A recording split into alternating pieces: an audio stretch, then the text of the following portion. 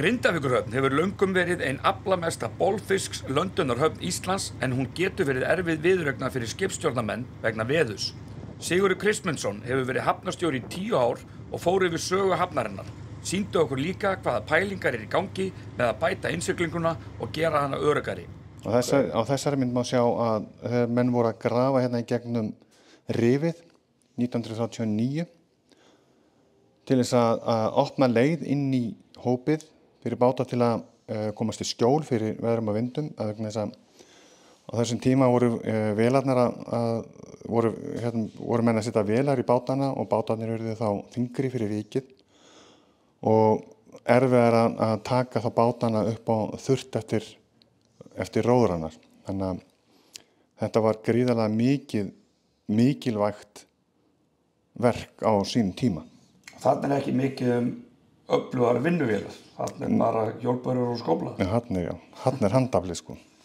Ok, svo þetta kannski næsta skref. Já, svo má sjá þarna betur hvernig bátarnir eru farin að nýta sér skjólið, en það engin bryggja komin þarna inn í hópið. En þetta búið að byggja einhverja varnargarða, eða ekki? Nei, þetta bara í raun og veru rifið sem að skilur að hópið og bara hafið, úthafið. En hérna sem má sjá gati sem menn fóru inn í þessa leið hér. Þetta er raun og veru leiðin. En síðan halda menn áfram. 1944, þá var ekki nóg að geta bara lagt bátunum að legufæri inn á hópinu, heldur vildu menn fá bryggju. Fyrsta bryggjan er Kvíabryggja og það er bryggjan sem liggur hér. Hún er þá einhvers staðar hérna á þessari mynd hér. Þannig að þá gátu menn farið að landa hérna innan hafnar og legið við bryggju eftir róðra. Já. Og svo bara höfnin eins og hún er í dag. Svo höfnin eins og hún er í dag. Það búið að gera og er hún búin að vera svona síðan hvenær þá? Seinast sem sést á þessari kannski greinilega, það er náttúrulega þessi garðar hér, nú er byggður 2000 og það sem við sjáum er þetta rif hérna sem það er ennþá hér, nema hérna eru fyrstu garðarnir lagðir hér ofan á þetta hérna til að verja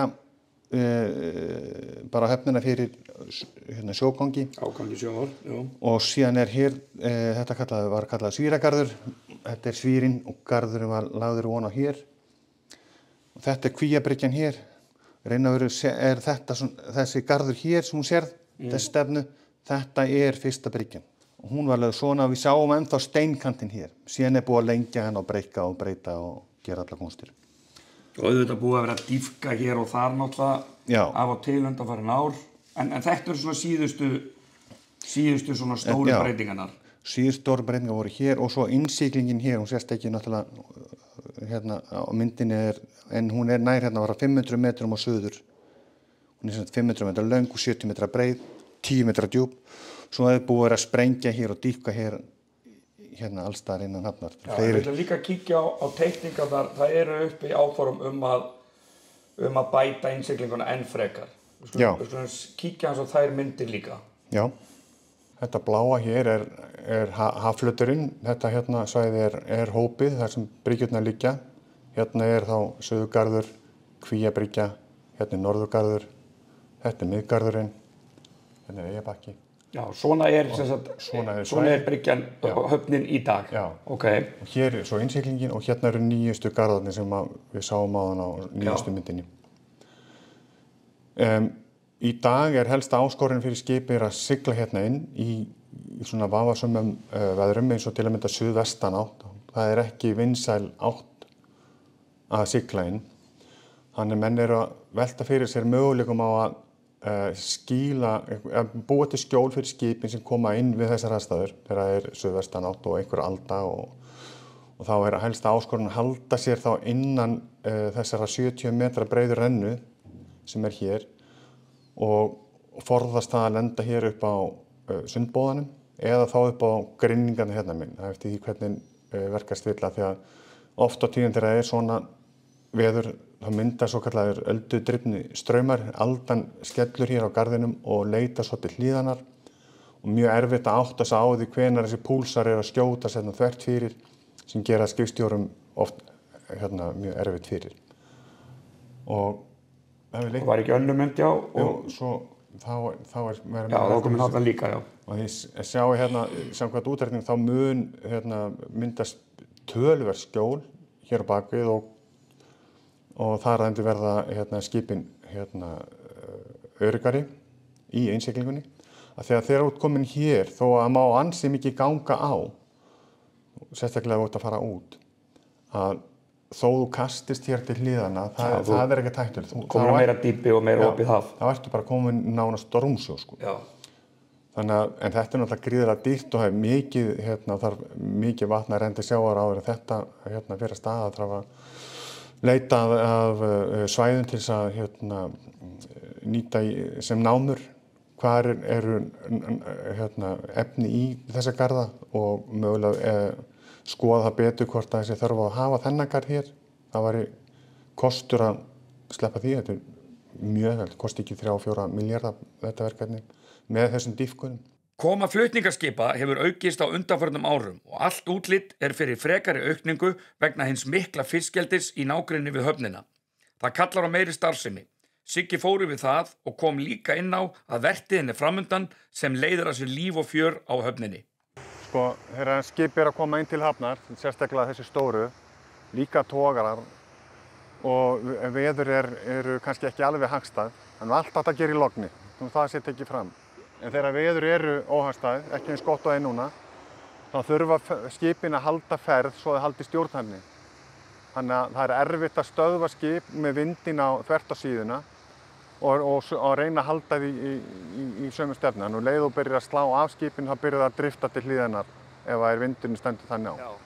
Þannig að þegar skip komið hérna inn í höfnina, kannski 100 metra langt skip, þá ekkert svigrúm til þess að snúa því. Ég meina, þú ert bæðið skipið þarf að vera á lítilli ferð og á lítilli ferð þá hefur lítið svigrúm til þess að snúa því það ekki því að skrúan spýtur sjónum á stýrið og það stýri sem að snýr skipinu.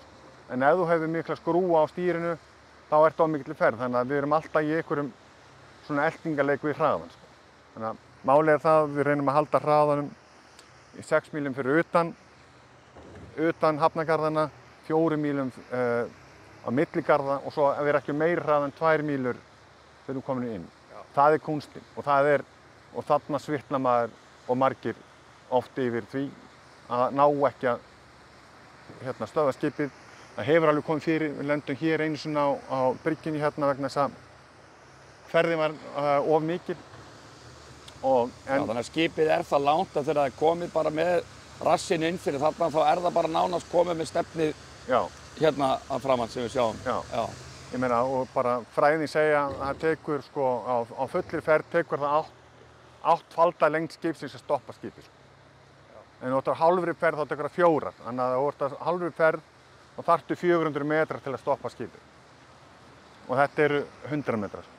Þannig að þetta getur alveg verið að kúnst að manúvera skipin. Eftir auðvitað ferð sum skip eru vel útbúin með hliðarskóm og annað slíkt og öflugum.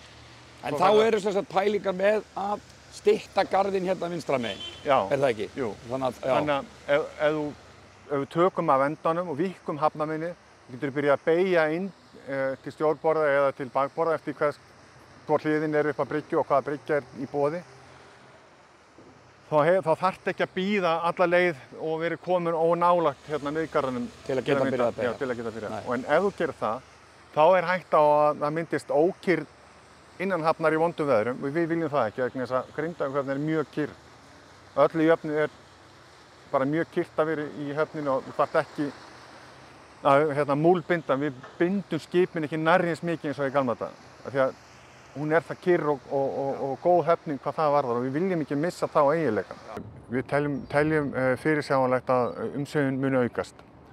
Umsvifin hafa aukist í flutningastarfseminni til að mynda og þar eru inni kröfur af hálfu IMO, alþjóða siglingamálastofnunarinnar, sem að öll lönd þurfa að hlíta að verja okkur gegn hryðjuverkum. svo kjánalegt sem það kann að hljóma.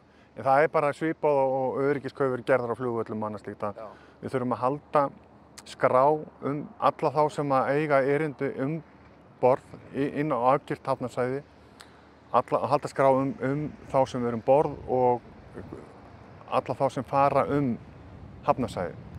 Og svo þurfum við að fylgja því eftir að það sé engin annar en sem eru á skránni sem fá að fara inn á svæðið. Það bara kallar á aukna viðveru starfsmanna. Já, bara 24/7. Þannig séð, ef að skip stoppar í 7 daga þá bara vakt 24/7. Já, þá bara vakt allan sólarhringinn. Já. Það hluti af þessu og við sjáum eins og ég sagði það eru líkur með sölu vísis eða samruna vísis inn í síldarvinnsluna að við sjáum alveg fyrir okkur að það verði aukin umsvif. Þorbjörn með... Og fiskeldið allt líka það ekki? Fiskeldið, já. Það verða fiskeldið út allt og... Það voru, 17 skip bara tengd fiskeldinu, bara tengd fóðri sem komu til Grindavíkur í fyrra og svo seiðaflutningaskip sem að notuðu Grindavík sem svona afdrepp komu ansi oft og þannig að ég held að bara það verða meira umsvif í Grindavík eins og öllum öðrum höfnum. Það fyrirsjáanlegt. Þannig að við erum bara að gíra okkur upp í það og síðan náttúrulega við, þessi hópur hjá höfnin að þarf sprækari lóðsa. Af því að aðstæður eru hér oft þannig að þú þarft að vera lipur og kvikk og við erum kannski alveg komin yfir það að vera það. Já. Þannig að þetta bara svona til framtíðar að vera fjárfesta í framtíðinum. Já. Og þetta er bara skipstjórnarmaður sem þarf að ráðast í þetta starf. Já. Það bara þannig. Já. En síðan þar fyrir utan þessa flutninga, nú erum við komnir á nýtt ár og ekki venjan, nú fara bara grindvískir bátar sem að landa út allt land, nú fiskurinn að fara að mæta hingað. Já. Þannig að það fer að verða mun meira að gera. Já, janúar bara fór alveg glettilega vel af stað og... Það er búin að einmuna blíða? Já, fyrst til að byrja með, en svo núna í restina tók aðeins svolítið botninn úr. Mistum svolítið að skipum inn í Hafnarfjörð út af veðri og einmitt að mínum mati akkúrat þessar kringumstæður sem myndast hér, það svona tvísýnt hvort þú eigir að fara inn eða ekki og kannski eitthvað sem telur sig geta það en aðrir bara segja að þetta ekkert óöruggt og við förum bara yfir í Hafnarfjörð og það bara á að virða það. En garðarnir sem ég búinn að vera að tala og okkur langar til þess að skoða ítarlega hvort það getur verið, þeir hefðu vafalaust hjálpað til við að þessi skip kæmi hingað. Þannig að það svo margt sem byggir undir þetta að þessi garðar verði reistir. En þú átt von á því frá með þessum tíma og svona fram á vorið þá verður mikið að gera hérna í Grindavík. Já. Líf og fjör eins og maðurinn sagði. Já, ef allt gengur eftir og veðrið okkur hliðholt, þá vonandi verður bara klikkað að gera. Við viljum að það sé þannig að verði bara botnlaus vinna. Svoleiðis viljum við sjá þetta.